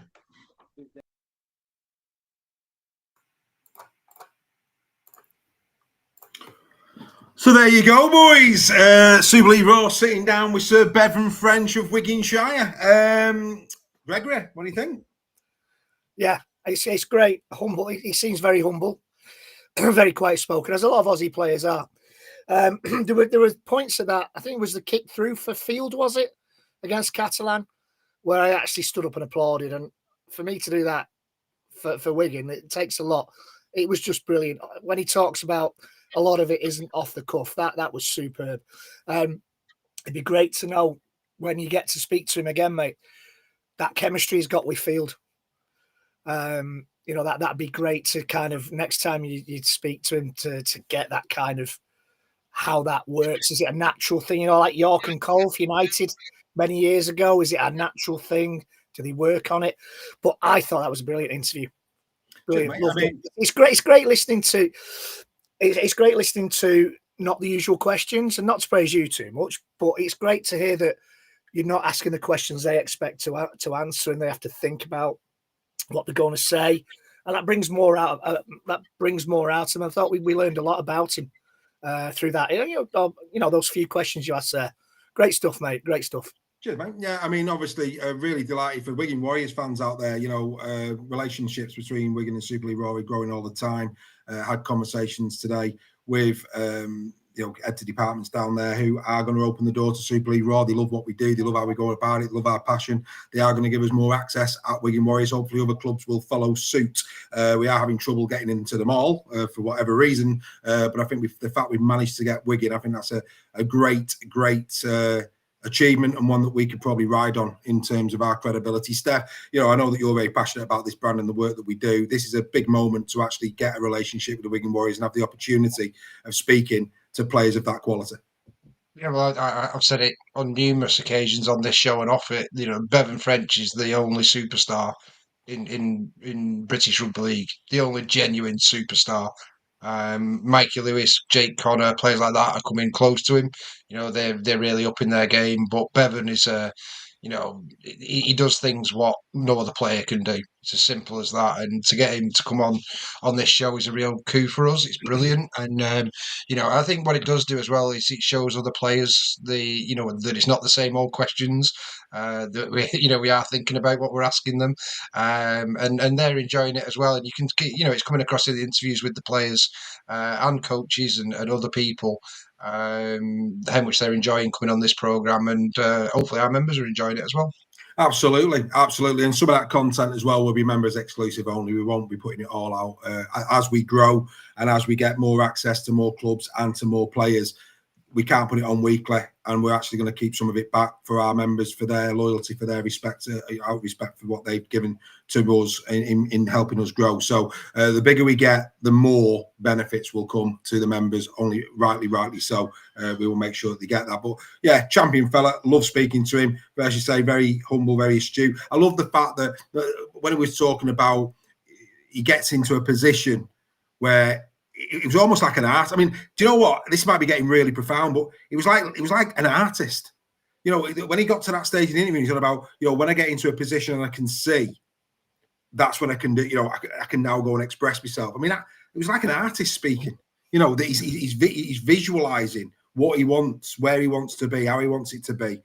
Incredible. And you're right, Greg. I think, you know, if we can go and get Bevan back for a more in-depth interview, which Wigan have said they're happy for us to do, we will get into all of that good stuff. And again, you know, I did ask a couple of questions, at least one, maybe two, that I asked the members on our WhatsApp feed. What would you ask Bevan French if you were interviewing him? And I did use them in my thought process as I was going into that interview. So again, even though it might not have been verbatim what people asked me to ask him, what you presented to me, I tried to mix in there so that you got, again, who else does that? Who prepares for an interview with the fans of Super League and tries to be your voice? That's what we do. So, like I say, fresh way of doing it. We hope you enjoyed that. More of that to come. Thank you for your kind words, boys. As always, I'm very lucky to have you. You know, very lucky to have you indeed. Anyway, we now move on to this. Mr. Sale leading the way. In fact, that actually is wrong. That ain't right. That ain't right. Mr. Sale's doing far better than that. So I apologise profusely to Mr. Sale. I think that is not this week's. Let me go and find this week's. So Mr. Sale is doing much better than that. Here we go. Is this it? Yeah. I had an absolute nightmare. Mr. Sale doing much better than that. Remember Mr. Sale about 7 weeks ago was 4th or 5th in this league. He was having a mare. And look at him now. Look at the dizzy heights. He's even got a cushion. He's got a cushion over the members. The Sale. Wow, Mr. Sale. Yeah, I think it was me 4 18 pluses that got me that one this week, wasn't it? So yeah, it was another decent week. But yeah, no, it's getting a bit of dizziness being up there at the moment. You do a good Bono, bit of vertigo there. Good lad. But yeah, 344 points, mate. I mean, so remind me again, what was and actually, I don't know if you've spoken to him. Lovely, the photo on the titles of Timsy and Hilly next to your granddad's shirt number at the HJ, mate. That must have put a smile on your face when you got it. Yeah, no, it was lovely. They sent it through to me on the night. It was it was great to see them do that. So it was appreciated. What was his number again? 4? Oh God, 462, is it something like 468? I thought, was it 468? I can't remember. You can't do it. You know, I was thinking, can you get to your granddad's shirt number in the prediction league? But you can't do it, so we'll leave that there. Right, okay, let's get into, you know, being funny, the way you were performing. You've had some sort of divine inspiration, mate. Maybe it's Tommy on your shoulder, I don't know. But anyway, you're doing really well, mate. You're doing really well. Get that cap on every time that you're doing your predictions. It's obviously giving you good luck. Anyway, this is this week's fixtures. The Giants taking on Leeds, of course, local derby. That's Thursday night at 8 o'clock. Salford taking on Catalan. We're going to talk about these games in detail. We've got 35 minutes of the show left, so we're doing well tonight in terms of time. That could be an interesting discussion because the way Salford played against Warrington, and we've got the squads as well. could they go back to back? I mean, what already we're saying what a result for Paul Rowley and a tribute to the man in terms of what he did at the H. Imagine if this goes ahead and he goes and beats Catalan. Fair play to him.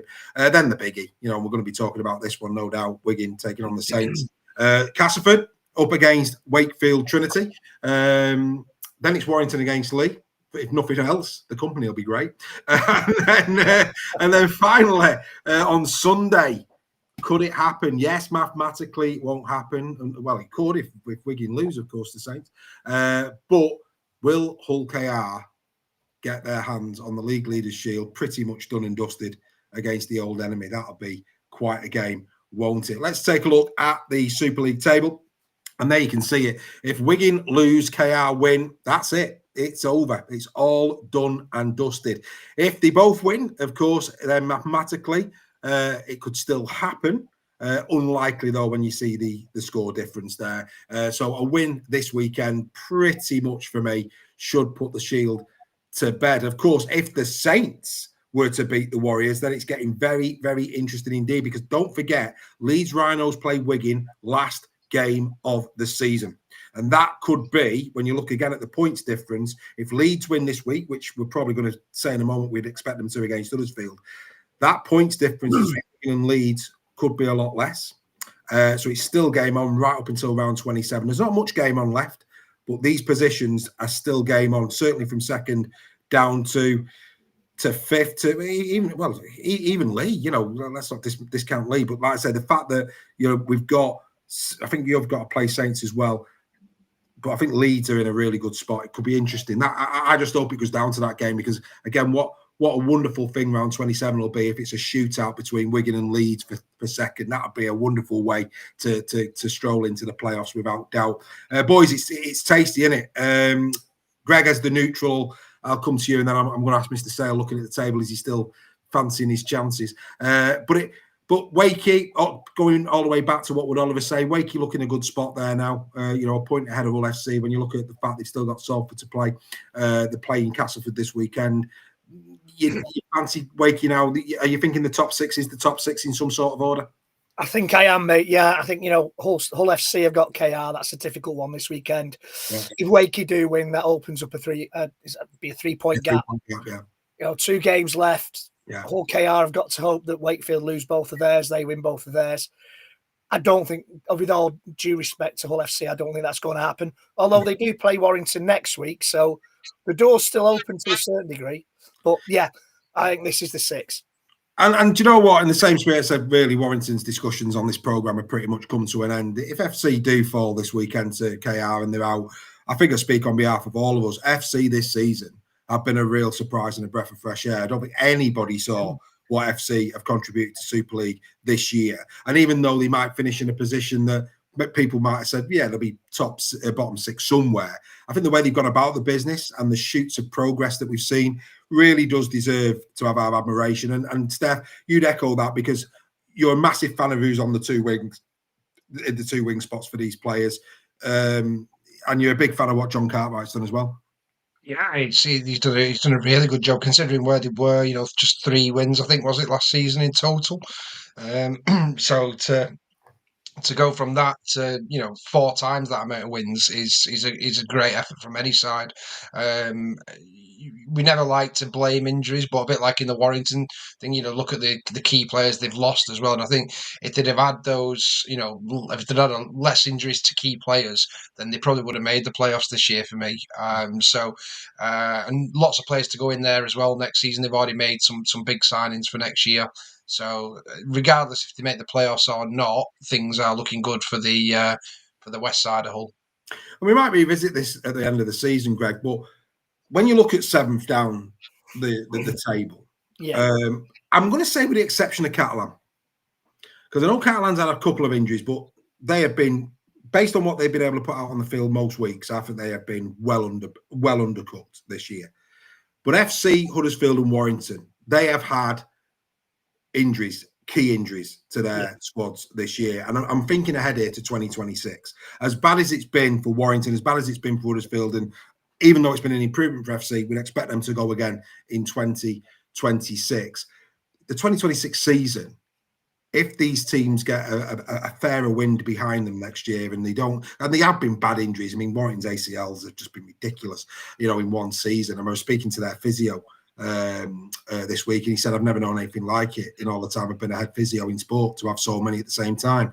So hopefully these three sides get a better win next year. And for the sake of the competition, it should be more competitive. It's Magic One stuff, but we want to hopefully have a better year in terms of the injuries across the league next year. It seems to have been a bad year for injuries.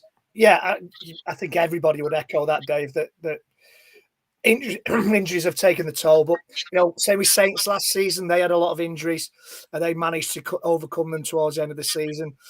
Injuries are part and parcel of the game, and any team can suffer really bad injury. Last season when Field and French were out for Wigan, for example, they had a patch where they were struggling to string wins together.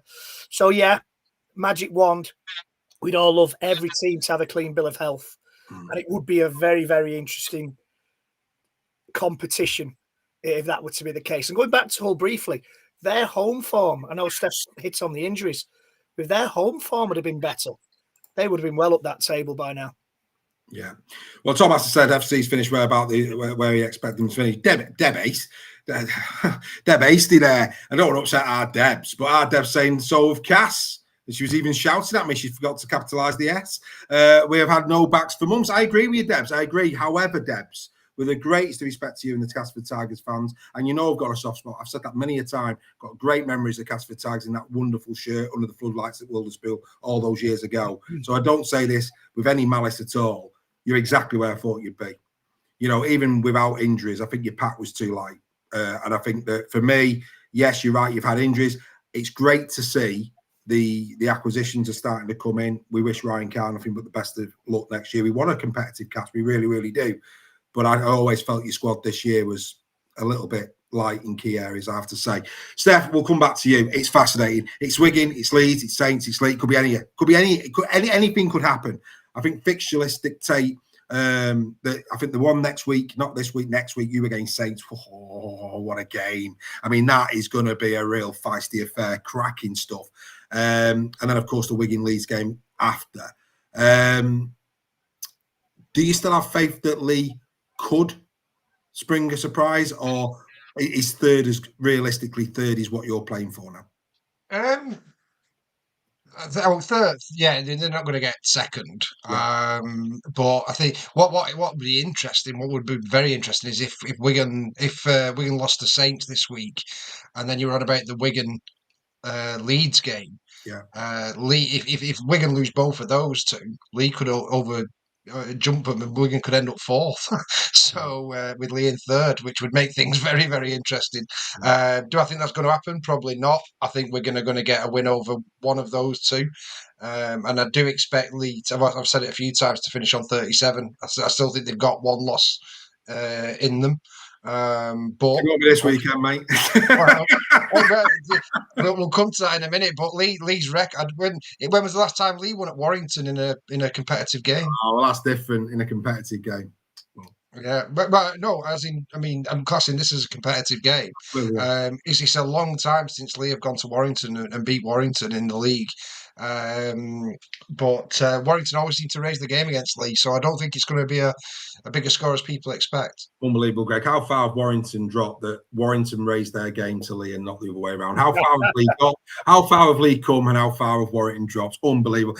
He was being nice there for a moment because he was saying to all the Warrington fans that are watching that he's treating this as a competitive game at the weekend, which was lovely. It was like he brought milk tray and roses. And then at the end, he says, Warrington raised the game for Lee, and he just smacks them all with a big wet fish around the old choppies. Great stuff, Steph. Great sport. Well done. Right, okay. Let's get into the first game. And here are the squads. The Leeds Rhinos at the sumptuous form. Yes, it's a great word on a Tuesday night. We like a good word here on Super League Raw. It's sumptuous form from the Leeds Rhinos. It really, really is. Joe Shorrocks, of course, not in the squad. He's suspended. Happy debut, Mr. Shorrocks, is all I would say on that one. Max Simpson will miss out. Great to hear he's not as badly injured as first thought. And, of course, Keenan Palacia, the best prop forward in Super League, isn't playing. I didn't say that. The lot pod said that. Don't have a go at me, people who are thinking that I'm being funny. I didn't say that. I'm not saying he's the best. It's the lot pod. Go on, have a watch it. Anyway, there you go. But anyway, there you go. So that's the Leeds Rhino squad. Still plenty of quality from top to bottom in there, no doubt about that whatsoever. As for the Huddersfield Giants, it is what it is. It's not a bad squad, but it is looking a bit threadbare again. If you actually look down the list, there's a lot of key players missing for Huddersfield Giants, and for that reason, I'm just going to shoot from the hip. I'm going Leeds 18 plus. I think Leeds are too good. They've been too good a form coming up against a team that's not had form all year. And even though, to quote Mr. Sale, Huddersfield do and often have raised their game to play the Leeds Rhinos, they're not doing it this week as far as I'm concerned. Steph, your thoughts on this game? Yeah, I'm same as you. I think some of the stuff Leeds are playing at the moment sublime, isn't it? And I think the more as good as they've been attack wise, and they've been phenomenal in attack, it's the defence and the way that they're defending. They're looking at every bit of a top 2-3 playoff side at the moment. So unfortunately for our Huddersfield fans, given the injuries they've got, and also how they're performing as well at the moment. Not through want of effort, but I just can't see anything other than a Leeds 18 plus win. Yeah, absolutely. And in the chat, Tom Massive, he's gone the same way. Dawn Kirkby has Carl Shaw. Good evening, Carl. My mate Deb, who's now forgiven me for my, not mentioning the injuries at Castleford. She's there. Leeds 18 is our Deb. She's good. Gary Bow Leeds 18 plus as well. A lot of 18 pluses coming in here. Lots of 18 pluses. This is where Greg goes Huddersfield. Go on, Greg. Oh, without a doubt, mate. Without a doubt. I've got to do some. I had an absolute dreadful week in predictions last week. I think I got one right. Do you know what? As much as I'd love to, I'm going Rhinos 18 plus as well. Yeah. And the player I've been, he doesn't get a lot of mention. A player I've been impressed with the last few times I've seen him is James Bentley. I've been really impressed with him. He seems to have sorted his issues out, and especially at the weekend, I thought he was really good. I thought he played really, really well. And I'm going to be controversial, and I think he could very well get a place in the England squad at the end of the year, at the end of the season. What are you drinking? Water. That's why I'm talking nonsense. Mate, unbelievable, mate. You need to get some Necco down here. No. He's been Bentley. No, for England. I didn't say get in the first team. I didn't think they said start. Well, you couldn't start the car, let alone get to the ground. Oh, but I wouldn't be surprised. He's that kind of John Bateman type player that Sean Wayne likes. We'll see. Please, nobody phone 999 for Greg. We'll see. Don't do it. Stranger things have happened. He's okay. Even Steph's gone home. Steph's had enough. He don't want to be here. Go on, we'll have a bit. We've got a bit of time. Steph, James Bentley for England. You can buy me a pint if it happens, guys. There's more chance there's more chance of me starting for England. I tell you, I love him dearly, but sometimes I didn't say starting. I said brought him to the squad. I know you didn't. I know, mate. More chance of me getting in the squad than James Bentley. Anyway, there you go. The Nixon has spoken. He's come back. He's back. Right, let's get into the next game. Joel hasn't sent me his. He was supposed to be on. He hasn't sent me his. We'll announce Joel's in Captain's Run. Again, if you're new to Super League Raw Weekly, every Thursday 6 p.m. on the lead up to the Sky production, we do the Captain's Run where we get into detail. We use actual analysis and stats, key matchups of the game. We leave nothing to chance for each of these games. Great entertainment for you to kickstart your weekend of rugby league. Captain's Run every Thursday on our YouTube channel from 6 o'clock. And of course, the phone in. I've got to give it another plug. The only rugby league phone in at full time on Friday night is Super League Raw, 10:15 on YouTube. Right, we come into this again. Similar squad from the point of view of the Red Devils. I'll get the words out in a minute. So yeah, good to see. They're going to go back to back. Declan Murphy back in there as well. Didn't play against Warrington.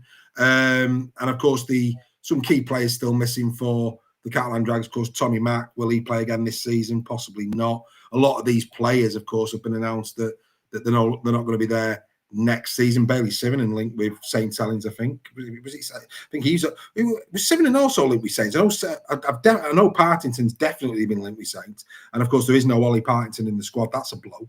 for the Catalan Dragons.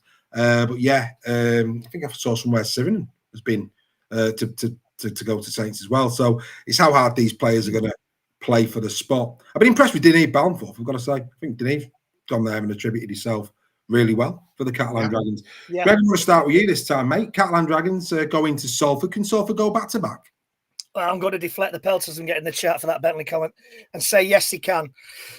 Catalan will not be as bad as Warrington were. I can't envisage that happening. But I think, like Warrington, I think they're low on confidence. I think Salford, despite the position they've found themselves in this season, will be high on confidence with the last couple of performances. And I'm going Salford 1-8. Salford 1-8, says Reggie. Very good indeed. In the chat, a lot of love for Salford. Tom Matz has gone Catalan 1-8. He's not that old, Sam. He's not that old, Greg. That's what I was laughing at before. Yeah, he's not that old, Sam. I'll let you deal with Greg in the pub on Saturday, pal, for that comment. Good luck. Craig, Salford 1-8. Johnny Wilco, Salford 1-8. A lot of Salford 1-8s in here, going with Reggie. Dave Sale. Good evening, Dave. I hope you're well, mate.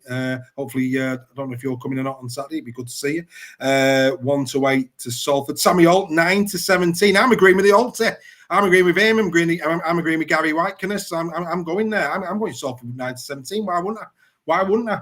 Go on, lads. Go. What a story that'd be. Steph, your thoughts?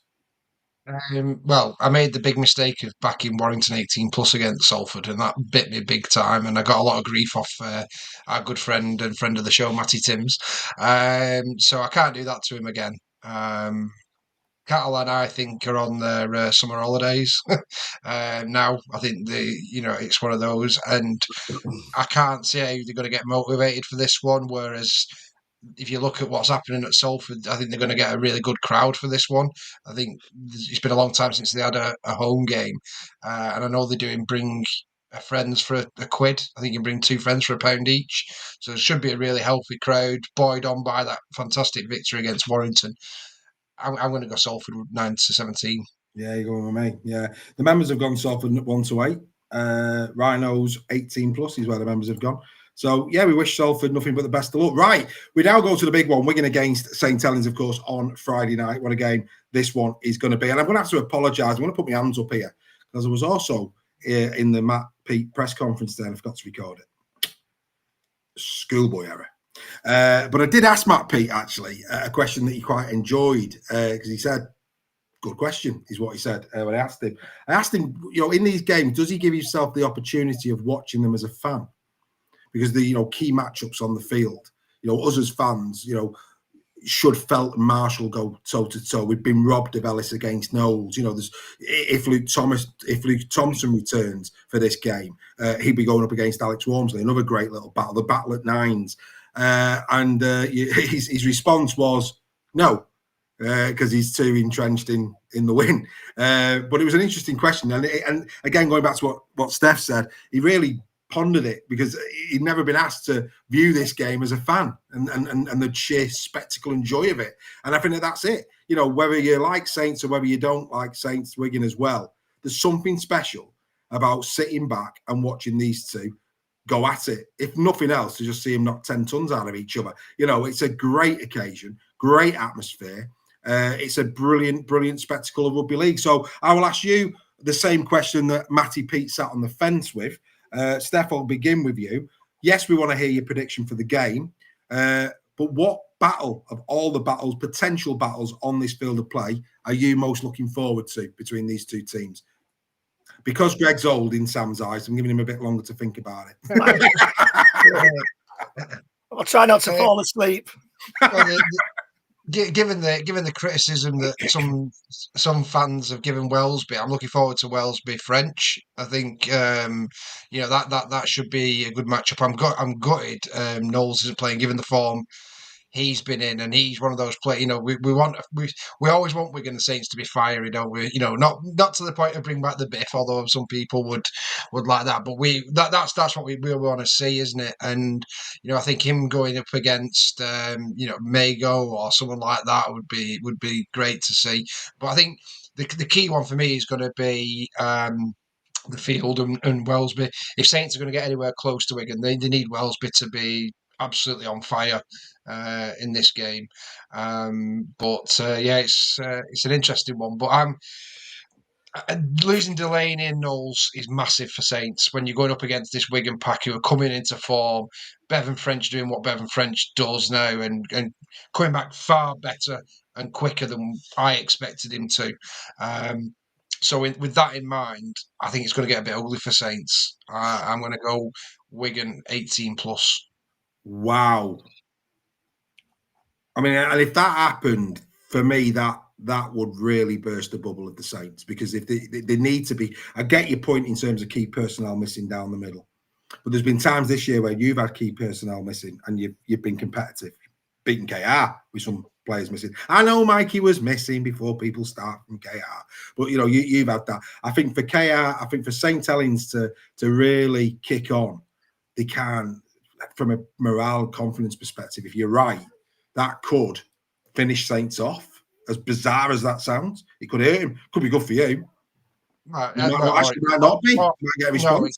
Get a response from it. That's what I think will happen, and it'll make that Saints League game even more important if that happens. I hope it's not. I hope it's a golden point for just from a fan point of view. But if looking at how, Saints were great.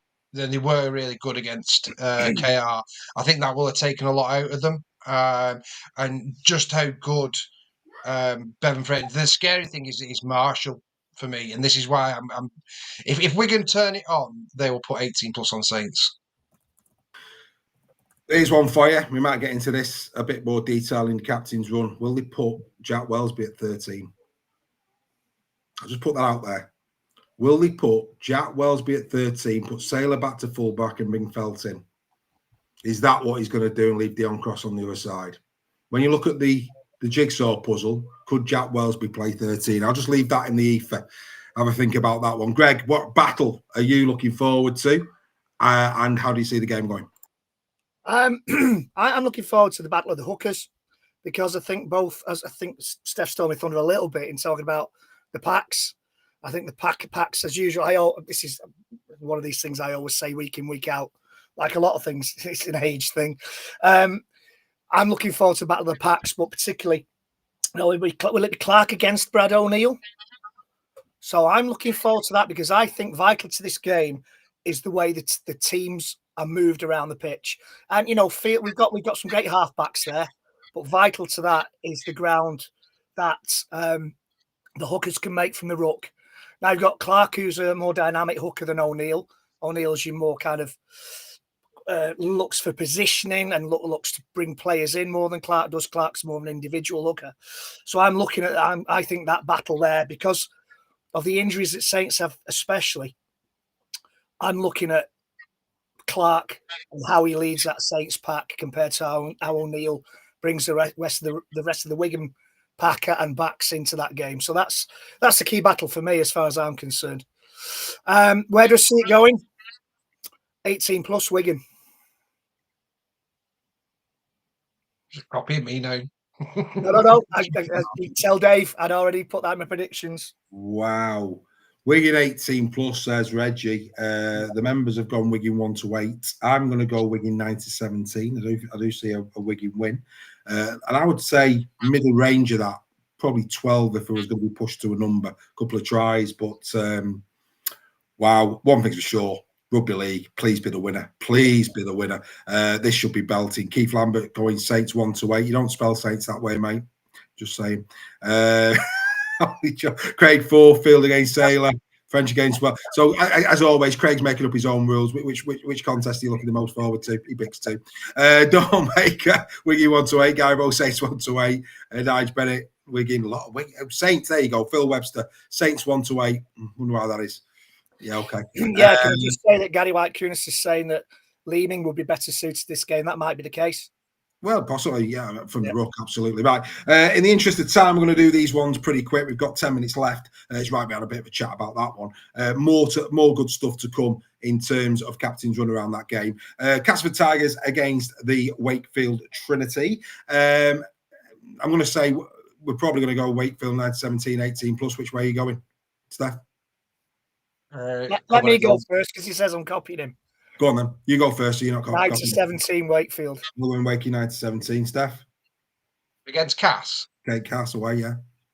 18 plus Wakefield. You're going 18 plus. I'm going 18. I'm going 18 plus Trin. And the members are going 18 plus Trin.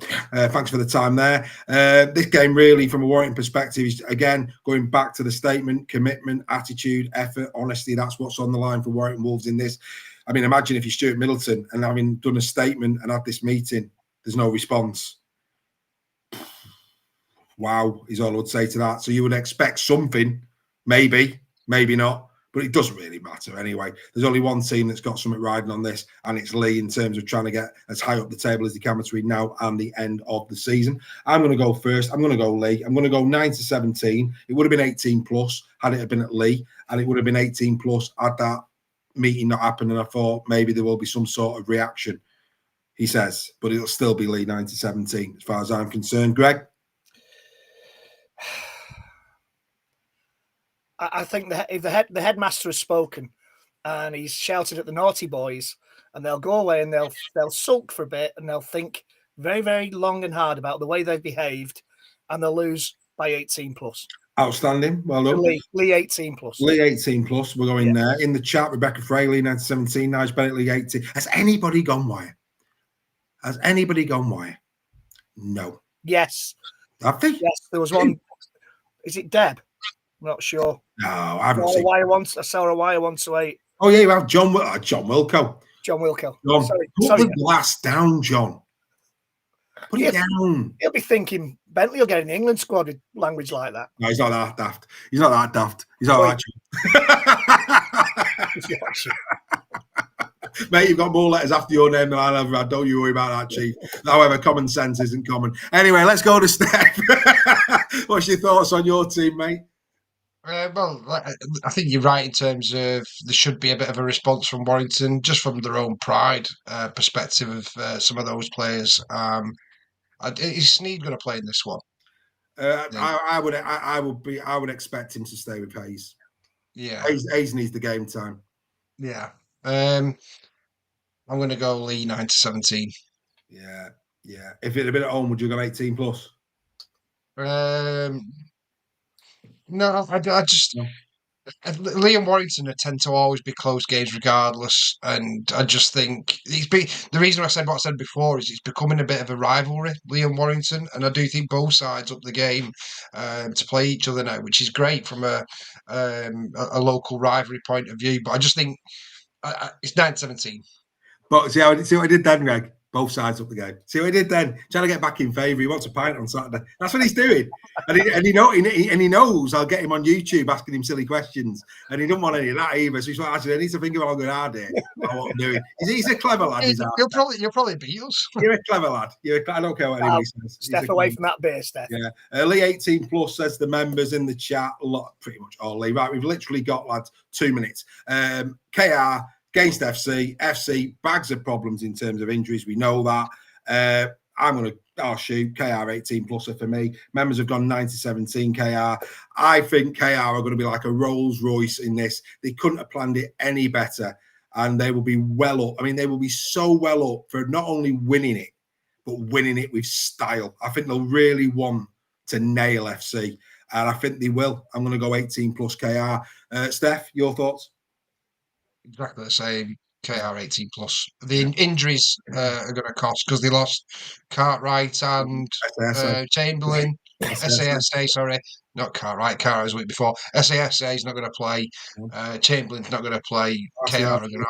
It's going to be an ugly one for FC. This it's going to be probably 30 plus. Ooh. Says the man who's top of the table. Greg, you've got to listen to him when this man speaks. He's doing well this year on that predictions, lad. Yeah. Do you agree with him? Disagree with him? What are your thoughts? Oh, yeah. 18 plus to KR, no doubt about it. It's going to be messy for Hull. Some big blows injury-wise, as we've all said, and repeat what everybody else has said. So Hull KR 18 plus. Do you know there's some shows, boys, that we do where you sit at the end of it and you go, that's why we do it. What a great convo that's been for 2 hours, hasn't it? It really has. Really loved it. The only thing that's been missing is me mate Joel.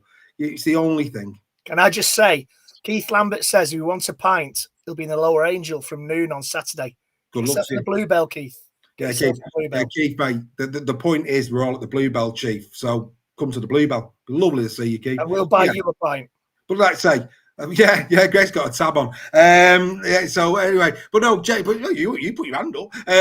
You're not spending anybody else's money. You spend your own. Yeah, I'm that old, Dave. I won't remember saying it by Saturday. They probably won't know. That's true. Yeah, you're right there. But no, honestly, what a great chat. Loved the discussion. Loved everything about it. Loved the Bevan interview. Just loved everything about tonight. That's why we do it. We love this great game of rugby league. We've had fun. We've took the mickey out of, well, our own team in our case. We've talked really strong in terms of the debates we've had. If you're new to Super League Raw, this is what you miss every Tuesday at 8 o'clock. There's nothing else like it. And like I say, it is very much a two-way thing with the people who watch us. Come and be a part of it. Come and be a part of the fastest growing community in rugby league. Come and join the occasions that we go to places together. All you've got to do is that QR code. If you're listening to the podcast, go into the chat, visit the website, go and have a look at what we do. But lads, loved it. Loved it. Could sit here and do this every week. Oh, we do. See you next week. Ladies and gentlemen, here come your top performers. All the best. Here are your top performers after 24 rounds of the Betfred Super League. The top try scorer is still Lewis Martin of Hull FC on 22. The most try assists have come from Lachlan Lau of the Lee Leopards. He's now on 38.